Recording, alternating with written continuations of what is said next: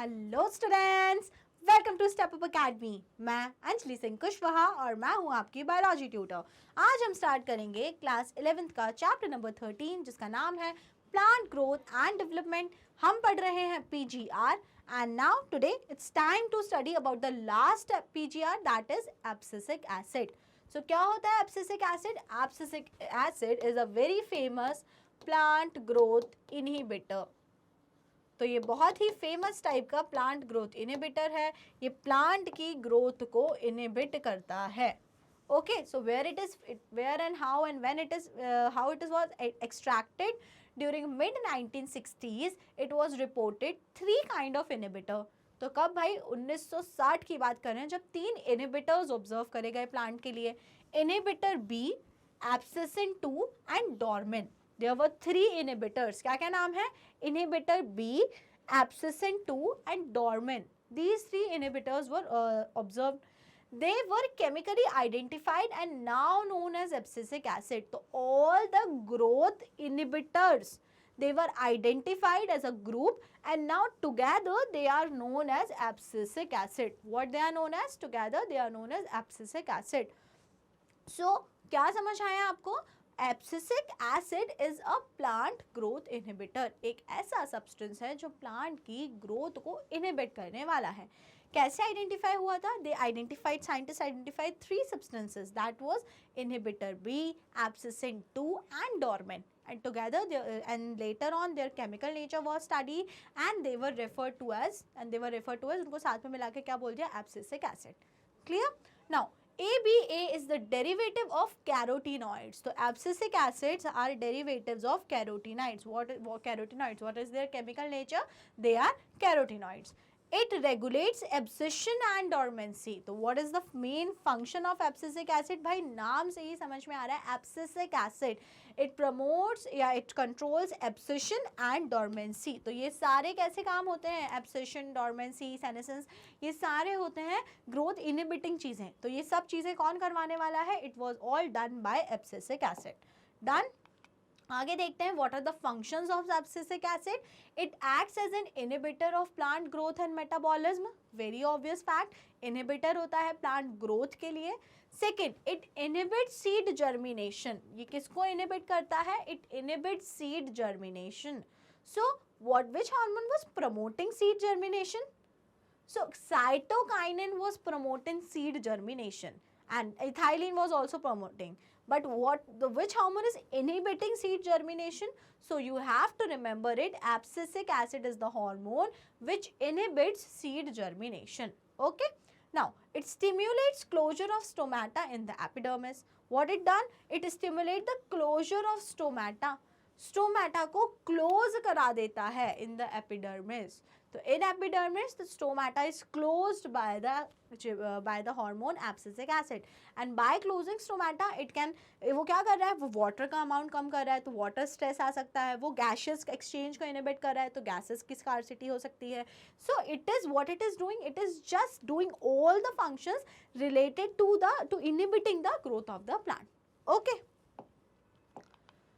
now it increase the tolerance of plant to various kind of stresses, therefore it is also called stress hormone. अब बुराइयां तो बहुत है abscisic acid में क्योंकि वो इनहिबिशन करा रहा है प्लांट की ग्रोथ का। बट जो एब्सिसिक एसिड होता है it increase the tolerance of plant to various kind of stresses. बहुत सारे जो स्ट्रेस होते हैं उससे बचने के लिए प्लांट में रेजिस्टेंट डेवलप कराने का टाइम जो काम करता है वो करता है abscisic acid. So that is why it is also known as stress hormone. It is also known as stress hormone. जैसे अगर हम ह्यूमंस में बात करते हैं तो हमारी बॉडी में जब भी हम स्ट्रेस वाली कंडीशन में होते हैं तो हमारी बॉडी में रिलीज होते हैं adrenaline and noradrenaline. So these were the stress hormone of our body. लेकिन प्लांट में भी तो कभी कभी स्ट्रेस कंडीशन आ सकती है ना, कभी वाटर स्कार्सिटी हो गई, कभी प्रॉपर गैशियस सप्लाई नहीं है, कभी टेम्परेचर बहुत ज़्यादा हो गया। All these can be the emergencies, all can be this be stresses. So in such condition, in any kind of stress, these abscisic acid does their function. Okay, वो अपना काम करते हैं और stress वाली condition से plant को निकालते हैं. So that is why they are known as stress hormones. Next, it has an important role in seed development, maturation and dormancy. Seed dormancy by abscisic acid help to withstand desiccation and other factor unfavourable for growth. अब भाई कोई seed है वो किस phase में है, वो अपनी डॉर्मेंसी वाली फेज में है। डॉर्मेंसी मीन्स जो टेम्पररी सिचुएशन होती है, temporary situation in which the seed becomes metabolically inactive. एक ऐसी रेस्टिंग सिचुएशन होती है जिसमें सीड में मेटाबॉलिज्म जीरो हो जाता है। अभी सीड में कोई भी मेटाबॉलिज्म नहीं हो गया, उसकी मेटाबॉलिक एक्टिविटीज टोटली खत्म हो गई हैं, स्लो डाउन हो गई हैं। अब ठीक है, सीड डॉर्मेंसी में था, बढ़िया से पड़ा हुआ तो कोई दिक्कत नहीं थी, एब्सिसिक एसिड ने करवाया हुआ था डॉर्मेंसी। अब प्रॉपर कंडीशंस नहीं थी, ना प्रॉपर वाटर था, ना प्रॉपर ह्यूमिडिटी थी, ना प्रॉपर टेम्परेचर था, तब भी सीड को लगा कि नहीं मुझे जर्मिनेट कर लेना चाहिए। तो इस चीज को प्रिवेंट करता है abscisic acid. Abscisic acid will retain the dormancy. Abscisic acid जब तक सीड को डॉर्मेंसी फेज में ही रहने देगा जब तक कि सारी इन्वायरमेंटल कंडीशंस जो हैं वो फेवरेबल नहीं हो जाती, जब तक कि सारी कंडीशंस ऐसी नहीं हो जाती कि सीड जर्मिनेट हो एंड इट कैन सर्वाइव। तो जब तक ऐसा नहीं हो जाता तब तक seed won't germinate, the seed will not germinate. It was ensured by abscisic acid. तो abscisic acid ensures the seed dormancy. Okay समझ में आ गया? तो चलो रिवाइज कर लेते हैं। पहला इनिबिटर होता है, second it inhibits germination, second it stimulates closure of the stomata, it increases tolerant of the plant to stresses, therefore it is also an stress hormone, lastly it maintains dormancy of the seed. So these are the some functions of the abscisic acid. Okay, clear? Now let's see interaction of PGR. So basically here we are done with all 5 different type of PGRs. मैंने सारे के सारे PGRs आपको बहुत ही ज़्यादा detail में explain कर दिए। Now what do you understand by interaction of PGR? PGRs play individualistic or synergistic role. Such roles may be complementary or antagonist. अब देखो interactions की अगर हम बात करते हैं, प्लांट में ऐसा तो है नहीं कि या तो ऑक्सीजन प्रेजेंट है तो साइटोकाइनिन नहीं है, साइटोकाइनिन है तो एब्सिसिक एसिड नहीं है, इथाइलिन है तो जिब्रेलिन नहीं है, ऐसा कुछ भी नहीं है। रादर प्लांट में all 5 hormones are present at same time. सारे के सारे हार्मोन्स हैं वो सेम टाइम पे प्रेजेंट है, ऑल 5 हार्मोन्स।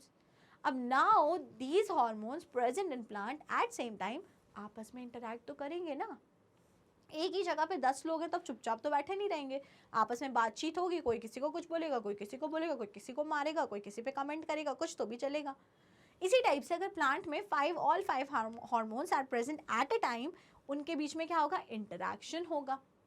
अब इंटरैक्शन अगर सेम टाइप के लोग हैं, सारे प्रमोटर्स थे तो सब बोलेंगे चलो भाइयों हम प्लांट को ग्रो करवाएंगे, तो सब एक साथ में चल रहे हैं भाई, सब ग्रो करा रहे हैं। सारे अगर इनिबिटर्स थे तो बोलेंगे चलो भाई प्लांट को ग्रो नहीं होने देना, हम सब मिलके इनिबिट कराते हैं, तो सारे मिलके इनिबिट करा लेते, तब भी कोई दिक्कत नहीं थी।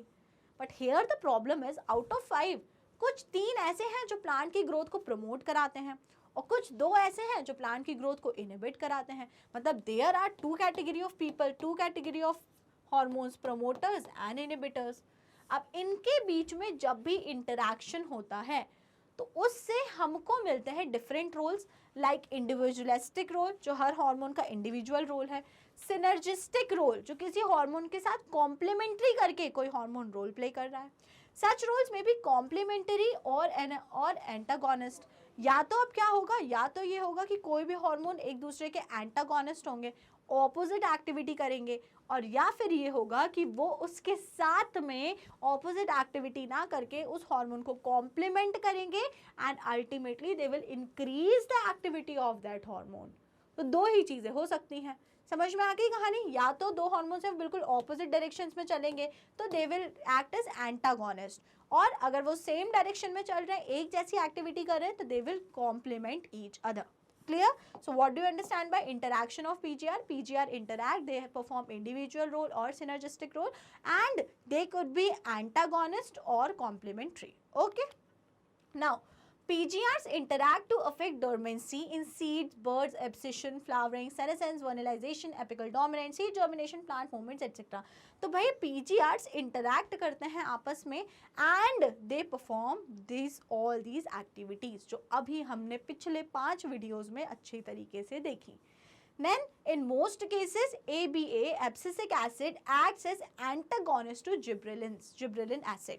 तो याद रखो 2 जो एसिड्स आपने पढ़े हैं, gibberellic acid and abscisic acid, they are antagonist to each other, they act just opposite to each other.